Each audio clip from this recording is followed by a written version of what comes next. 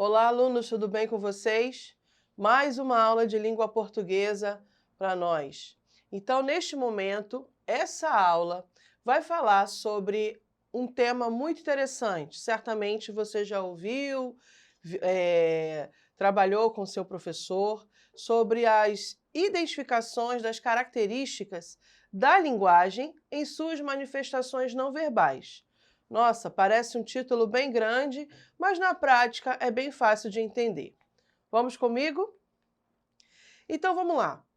O que contribui para a compreensão e interpretação na comunicação dessa linguagem, que ora pode ser verbal, pode ser não verbal, ou misturando as duas, a gente chama de híbrida ou mista? Na aula de hoje, nós vamos se ater mais um pouquinho, ter mais atenção sobre a linguagem não verbal. Mas é importante que a gente se lembre o que, na verdade, vem a ser a linguagem. A linguagem, ela é as modalidades, ela compreende as modalidades comunicativas que se utiliza de um código para o ato da comunicação ser estabelecido, certo? Sem o código, sem o estabelecimento da linguagem, a maneira como que eu uso o código, o ato comunicativo não se completa, não se efetiva.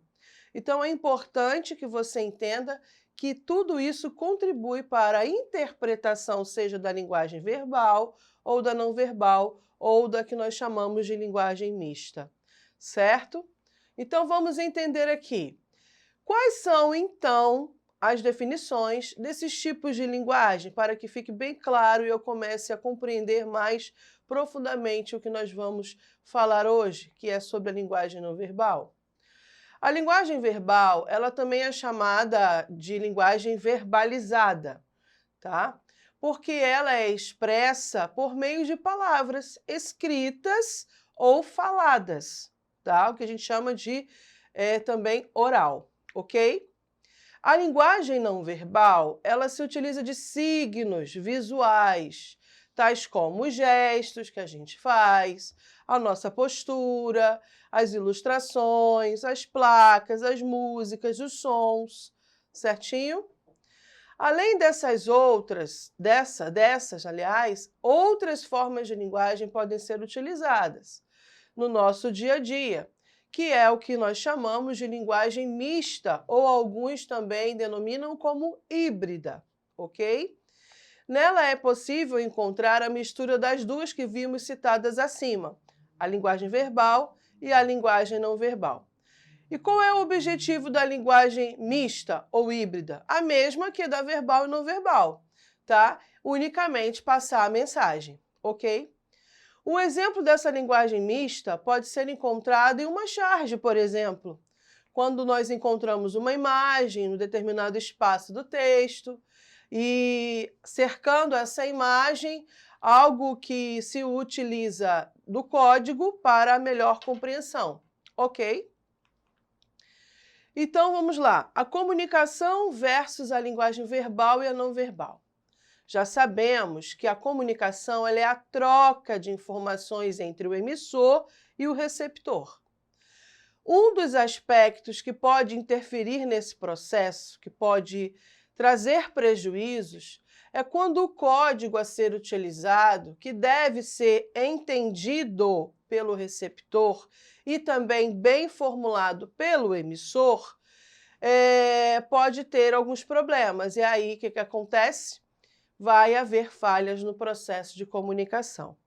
Por isso é que é importante você revisar aí nos seus conteúdos a aula que fala sobre os elementos da comunicação. Eles são fundamentais para que você compreenda a real missão da linguagem verbal e não verbal e, portanto, quando se mistura a linguagem mista, ok? Ou híbrida, certo? Passando então. Na linguagem verbal, nós podemos encontrar quando a gente lê um livro, uma revista, quando é utilizado o código, ok? Isso ficou claro para vocês, né?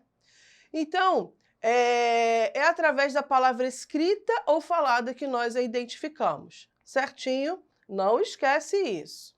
Trouxe um exemplo para vocês de um poema, de um poeta modernista português, cujo nome é Fernando Pessoa, para ter como um excelente exemplo da linguagem falada, da linguagem escrita e da linguagem verbal, ok? A falada eu vou fazer agora. A escrita você tem aí registrada no slide que você acompanha nesta teleaula, ok? E o texto tem como título Autopsicografia. Olha como ele define um poeta, na visão bem lírica. O poeta é um fingidor, finge tão completamente que chega a fingir que é dor. A dor que deveras sente. E os que o leem, o que escrevem, na dor lida sentem bem. Não as duas que ele teve, mas só as que ele não tem. E assim, nas calhas de roda, gira a entreter a razão esse comboio de roda que se chama o coração. Então, vê-se que o poeta modernista português se utilizou do aspecto poético emocional para traduzir em palavras o seu sentimento, portanto, utilizando-se da linguagem verbal, ok? Já a linguagem não verbal, que é o tema que nós vamos dar um mergulhinho mais profundo, é a outra forma de comunicação que nós temos, tá? De se usar a linguagem, que não é feita por sinais verbais. A língua, no nosso caso, nosso código linguístico, a língua portuguesa e os seus sinais gráficos e tudo que a gente pode representar escrevendo ou falando, tá? A linguagem não verbal, ela basicamente lida com mensagens, com imagens, proporcionando o quê? O entendimento através de imagens, sons, tom da voz, gestos, postura corporal, sinais, símbolos, ok? Tudo que possa provocar um entendimento, partindo do emissor para o receptor. Os exemplos práticos do nosso dia a dia. Entenda, se uma pessoa está dirigindo e vê o sinal vermelho, qual a primeira reação a se fazer? O que ela compreende dessa linguagem não verbal? Que ela deve parar, não é verdade? Então, houve uma comunicação entre o emissor e o receptor. A mensagem, foi compreendida. O processo de comunicação foi efetivado. Então, a linguagem verbal foi excelente. Pois bem, essa comunicação é feita através da linguagem não verbal, para enfatizar o que eu acabei de dizer. Ao contrário do que muitos pensam, a linguagem não verbal ela é utilizada constantemente na nossa vida. Engana-se quem pensa que nós fazemos só a utilização da linguagem verbal. Nananina, não. Nós utilizamos também e, sobretudo, a linguagem não verbal, tá certo? E um exemplo disso é através dos sinais de trânsito, como eu acabei de falar. Os gestos, a expressão, também são classificados como uma linguagem não verbal. Por exemplo, veja bem, quando um pai diz de forma áspera, rude, como vocês entendem, meio grosseiro, gritando com o seu filho e com uma expressão bem agressiva que ama o seu filho, será que a criança, o seu filho, vai interpretar dessa forma? Bem difícil, né? Acho que não. Por quê? Porque a maneira com que a expressão ela é colocada também no ato da fala, ele está se utilizando da linguagem não verbal, ou seja, está inserindo na comunicação mais aspectos para que a comunicação seja efetivada. Então, a linguagem não verbal ela está inserida nesse aspecto dos gestos, certo? E a linguagem mista é quando eu utilizo as duas ao mesmo tempo, ok?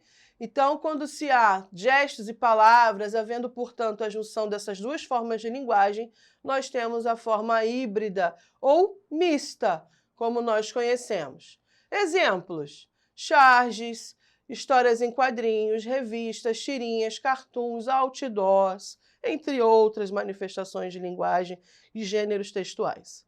Certinho? Vamos aos exemplos bem práticos. O que você está vendo aí?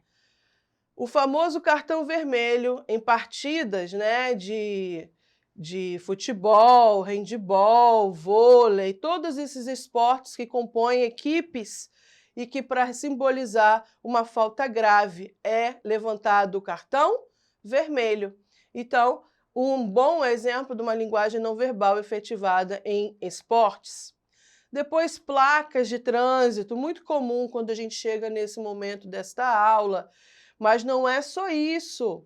Existem também os gestos, os sons, as sinalizações, as cores, como nós podemos ver nos sinais de trânsito, as placas identificando entrada de homem, entrada de mulher, ou seja, identificando o gênero do acesso, tá bom? O gesto da mão sobre a boca, né, cerrando a boca, significa que impõe o silêncio. Outras aqui também, dentro desse nosso contexto mais moderno, que há o sinal do Wi-Fi, né, que é proibido o ato de fumar, o acesso a pessoas que se utilizam de cadeiras de rodas para se locomover, enfim, tantas outras linguagens que nós compreendemos e, a partir dali, continuamos a estabelecer o processo de comunicação onde a gente percorre, com quem nós falamos, onde nós nos dirigimos, certo? Então, o processo da linguagem não verbal depende muito do teu contexto de mundo, do teu entendimento. Por isso que é tão importante quanto a não verbal, ok? Eu trouxe também aqui uma tirinha de um autor muito conhecido, Kaulos, em que faz a gente refletir sobre os 3 momentos da nossa vida. Quando a gente nasce, no momento da nossa vida adulta, né? Da adolescência, perdão, e da vida adulta. Depois, uma fase mais madura, a fase da tenra idade, né, da tenra idade não, da velhice, quando se usa bengala, tem dificuldade para se locomover, e a fase final da vida, ou seja, 6 momentos representados apenas por imagem que nós podemos, com certeza, construir uma narrativa a partir das imagens que ele coloca para nós. Não é verdade? Tenho certeza que você também conseguiu interpretar dessa forma. Então, a linguagem verbal é extremamente importante. Assim como os gestos, o nosso corpo fala, já dizem teorias por aí, quando nós estamos cansados, aflitos, na expectativa, ansiosos, tá bom? Olha aqui, nossa expressão facial, quando nós utilizamos as mãos sobre o rosto, sobre a cabeça, tudo isso traz uma significação para quem observa, para quem se comunica com você. Os emojis também são exemplos disso, uma inovação no meio tecnológico, sobretudo dos aplicativos, né, para que possamos entender bem as emoções transmitidas através de imagens e não de código linguístico, ok? Então, vamos exercitar aqui. Sobre a linguagem verbal e não verbal, é correto afirmar o quê? 5 alternativas, leia você aí e tente responder comigo. Então, a resposta certa é a letra D. A linguagem não verbal não pode ser usada nem com a fala, nem com a escrita. Tá bom? Por quê? Porque são 2 formas de comunicação. Então, a linguagem verbal ela é expressa com palavras e não a verbal, que utiliza signos visuais, certo? Então, ambas elas devem ser utilizadas juntas, por exemplo, nas histórias em quadrinhos, as personagens, as suas expressões corporais, elas se completam para dar o sentido total e mais específico ao leitor. O outro exercício para a gente finalizar é que todos utilizam a linguagem verbal e não verbal em simultâneo, exceto, ou seja, menos qual? As sinalizações de trânsito, as apresentações teatrais, as charges e os cartoons, as publicidades e os filmes, as poesias e as palestras. O que você acha? As poesias e as palestras. Explico. Porque a linguagem da poesia e das palestras ela é essencialmente o quê? Oral ou textual, manifestada pelo uso das palavras. Então, todas as outras alternativas são exemplos de linguagem mistas, o que a gente viu que é aquela híbrida, misturada. cuja verbal e não verbal elas se manifestam juntas, simultaneamente. Então, aqui unicamente é escrita ou oral, é palestras ou poesias, ok? Ficamos por aqui. Reveja essa aula para melhor entendimento na plataforma que vocês já conhecem e até a próxima aula. Muito obrigada. Tchau!